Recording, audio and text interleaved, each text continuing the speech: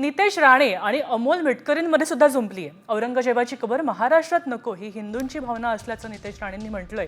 तर कांदा, सोयाबीन, कापसाचे प्रश्न महत्त्वाचे की औरंगजेबाची कबर असा प्रश्नच राष्ट्रवादीच्या अमोल मिटकरींनी केलाय। कॉमस्कोर नुसार आता isakal.com आहे देशातील नंबर 1 ची मराठी न्यूज वेबसाईट। प्रत्येक अपडेटसाठी isakal.com ला नक्की भेट द्या। नाही, शेवटी आज हिंदू समाजाची भावना हीच आहे की आमच्या महाराष्ट्रामध्ये त्या औरंग्याची जी काही कबर आहे ती आठवण आम्हाला नकोच आहे। ही हिंदू समाजाची भावना आहे। प्रत्येक जण आज अस्वस्थ आहे की बाबा ज्या औरंग्याने आमच्या छत्रपती संभाजी महाराजांचे हाल करून करून त्यांना संपवलं, त्याची ती कबर आपल्याकडे कशाला पाहिजे। कांद्याचे भाव पडले हा प्रश्न महत्त्वाचा आहे, सोयाबीनचा प्रश्न महत्त्वाचा आहे, कपाशीचा प्रश्न महत्त्वाचा आहे।